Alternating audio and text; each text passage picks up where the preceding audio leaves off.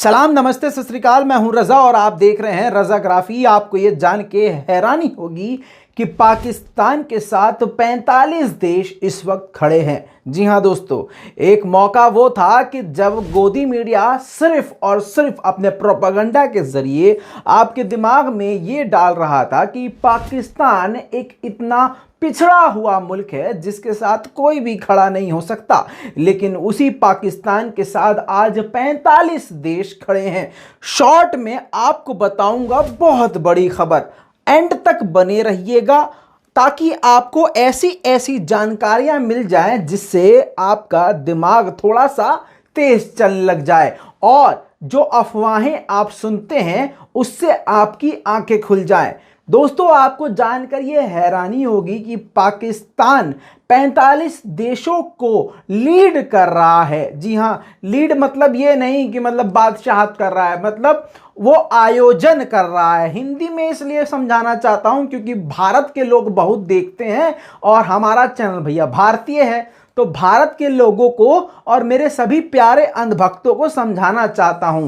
मेरे नज़र में ये अंधभक्त जो है मेरे दुश्मन नहीं है, ये मेरे नज़र में बेचारे हैं। इनको राजनीति करने वालों ने भटकाया हुआ है। उनको आज बड़े प्यार से, देखो बिना गोबर मारे प्यार से समझा रहा हूं। Oh my God!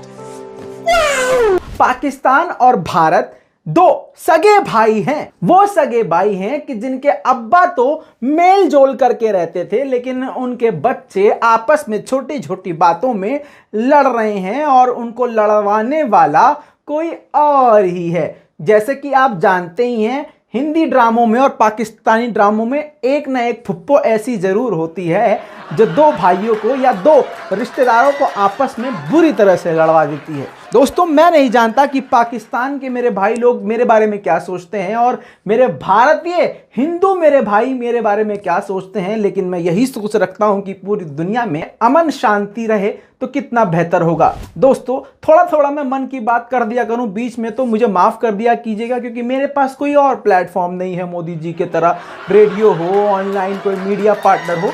भैया अपना छोटा सा चैनल है, यही हम मन की बात खबरों के बीच में कर देते हैं। दोस्तों, आपको जान के ये बड़ी हैरानी होगी कि 45 देशों को लीड करते हुए पाकिस्तान ने अमन 2021 नाम से युद्ध अभ्यास शुरू किया है। जी हां, आपको फिर से बता रहा हूं, 45 देश और युद्ध अभ्यास ये जो है 45 देशों की जल सेना कर रही है पाकिस्तान के साथ। अब भारतीय सूत्रों के मुताबिक, भारतीय सेना के मुताबिक, ये जो पाकिस्तान कांड कर रहा है, मीडिया की मतलब भारतीय मीडिया की नजर में, भारत सरकार की नजर में कांड कर रहा है, उससे भारत को खतरा है। अब मोटी मोटी बातें आप जान लीजिए। पाकिस्तान के इस युद्ध अभ्यास में तुर्की, ईरान और रशिया भी शामिल है। जी हां, और इससे बड़ी बात बताऊं, पाकिस्तान जिसको दुश्मन समझता था अब तक, नाटो के देश भी इसमें शामिल हैं। दोस्तों, पाकिस्तान ने एक कदम आगे बढ़ के उन सभी देशों के साथ अपने गिले शिकवे इस मैटर पर दूर करके युद्ध अभ्यास करना शुरू किया है। दोस्तों, ये जो अमन 2021 है, ये जो कर रहा है युद्ध अभ्यास, ये पाकिस्तान जो है हर 2 साल के गैप में करता रहता है और अब 45 देशों के साथ इस दौरान ये कर रहा है।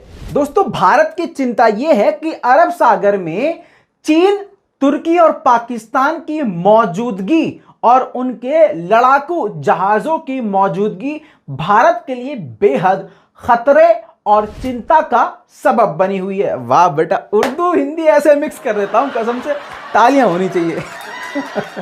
मैं पता नहीं फॉर्मल खबर क्यों नहीं मतलब बता पाता। चलिए आगे चलते हैं। दोस्तों, आपकी जानकारी के लिए बता दूं, 2007 से पाकिस्तान ये काम कर रहा है, यानी अमन नाम से युद्ध अभ्यास करता है, वो 2007 से कर रहा है। इस युद्ध अभ्यास का मकसद पाकिस्तान ने यह बताया है कि इस युद्ध अभ्यास से हम लोग, यानी ये पाकिस्तान और 45 बाकी देशों के बीच में एक तो दोस्ती बढ़ेगी, दूसरा युद्ध अभ्यास के दौरान वो सभी एक दूसरे के साथ ज्ञान का आदान प्रदान करेंगे और साथ में समुद्र के अंदर जो डकैतियां बढ़ रही हैं, चोरी चकारी गुंडागर्दी बढ़ रही है उस पर ब्रेक लगाने का काम किया जाएगा।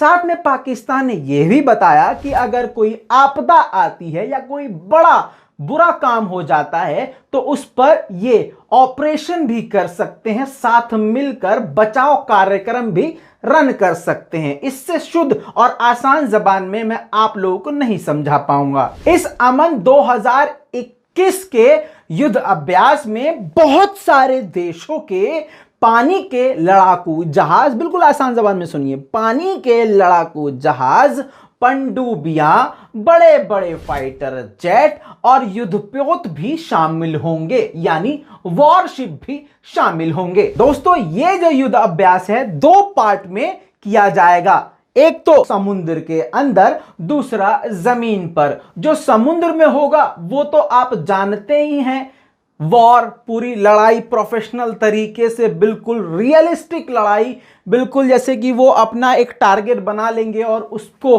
खत्म करेंगे और कैसे तालमेल बना के वो काम करते हैं, वो एक पहला पार्ट है। लेकिन ये दूसरा पार्ट है वो पाकिस्तान के लिए बेहद अहम है और भारत की नजर में भी बहुत ज्यादा इंपॉर्टेंट है। दूसरा जो पार्ट है वो जमीन पर होगा। जो जमीन पर होगा उसमें वार्ता यानी बातचीत, आइडिया को एक्सचेंज करना, प्लानिंग को डिस्कस करना। मेन चीज इसमें कही है पाकिस्तान में कि ये सेकंड चरण जो होगा, जो दूसरा स्टेप होगा, इसमें सभी देश एक दूसरे से बातचीत करेंगे, स्पीच देंगे, सेमिनार होगा और भी बहुत सारी चर्चा और बातें होंगी। मुझे पता है आपको किस चीज का इंतजार है और बहुत लोग मन में कोस भी रहे होंगे कि इतनी बातें बोल रहा है लेकिन ये नहीं बता रहा है ये आदमी कौन कौन से देश इसमें शामिल होंगे। तो कुछ देश बता रहा हूं जिसमें जान लीजिए कि रूस भी शामिल है, ईरान, चीन, ब्रिटेन, तुर्की, इंडोनेशिया, मलेशिया, दक्षिण एशियाई देश। इसमें बहुत सारे ऐसे देश भी हैं जिनको मैं भी नहीं जानता हूं, माफ कीजिएगा। अफ्रीकी संघ के सदस्य देश भी इसमें शामिल होंगे। आपको जानकर हैरानी होगी, यूरोपीय संघ के यानी यूरोपीय यूनियन के भी कई सारे देश इसमें शामिल होंगे। इसके अलावा 115 ऐसे देश हैं, छोटे मोटे देश हैं, वो सिर्फ देखने के लिए बतौर मेहमान, बतौर दर्शक उनको वहां पर बुलाया गया है। दोस्तों, भारत के लिए झटका यह है कि राजनीतिक तौर पर और रणनीतिक तौर पर भारत को यह एक झटका है क्योंकि सभी देश काफी करीब पाकिस्तान के हो रहे हैं। दोस्तों, यकीन जानिए, आप भी जानते हैं, मैं भी जानता हूं कि मैंने इसमें भारत की ज्यादा चर्चा नहीं करी है, ना मैंने भारत को नीचा दिखाने की कोशिश करी है। नाउजुबिल्ला, मेरा देश है और वतन से मोहब्बत करना भैया आधा ईमान है, तो ये काम तो हम कर नहीं सकते। लेकिन इसके बावजूद मुझे पाकिस्तानी अंधभक्तों द्वारा घोषित कर दिया गया होगा। लेकिन परेशान मत होइए दोस्तों, आप लोगों की मोहब्बत मेरे साथ है, 7 लाख से ज्यादा लोगों की दुआएं मेरे साथ हैं।